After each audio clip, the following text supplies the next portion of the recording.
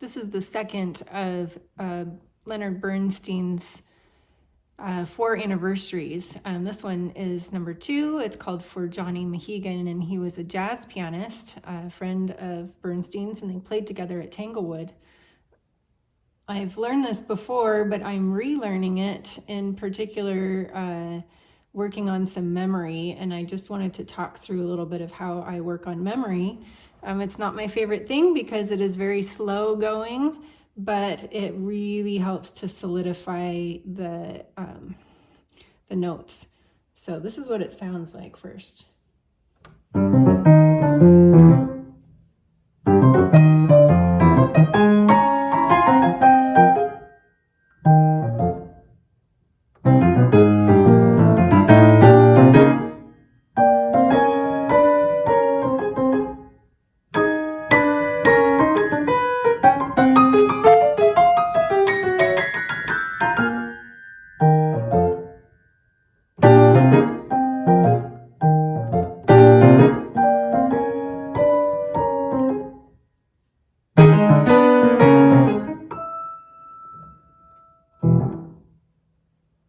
This is a fun little piece.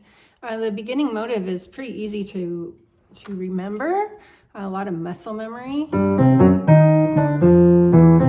the hands are moving in octaves in unison.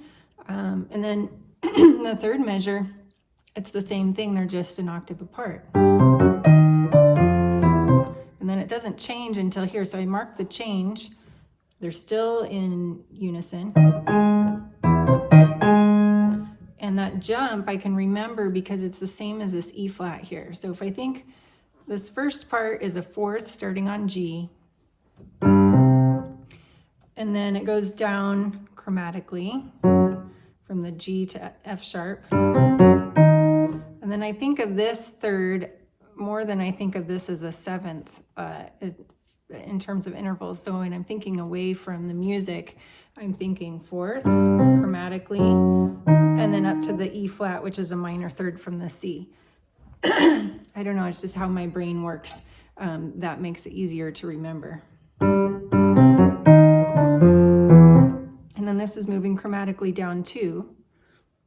And then we do it again.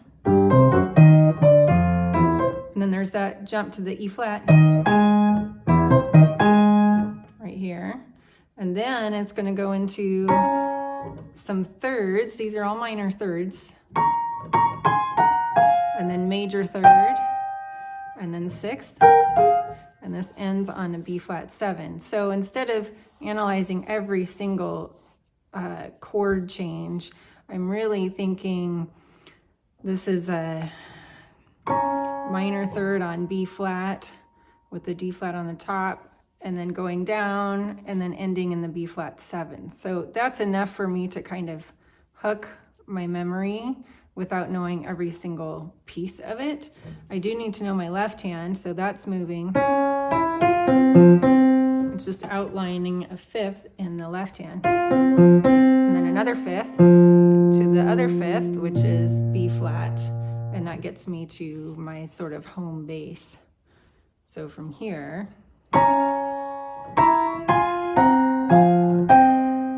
there's the major 3rd, and then going into the 6th.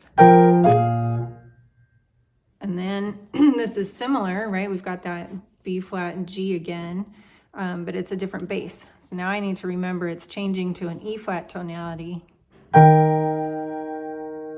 and going to F by way of the B flat. So if I were to put all that together, I would go slow. Thinking, okay, now an octave apart. Jump to the E flat, then the thirds.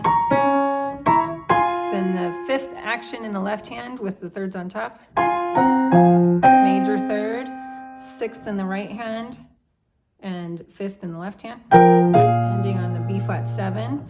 Now I'm going to do the same sort of movement in my right hand with the E flat on bottom, going to F by way of B flat.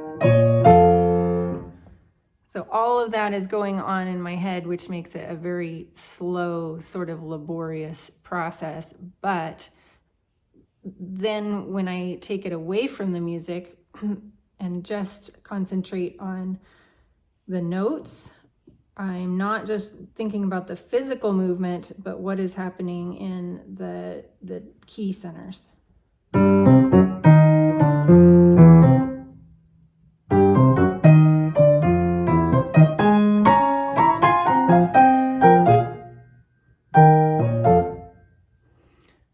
So that's it.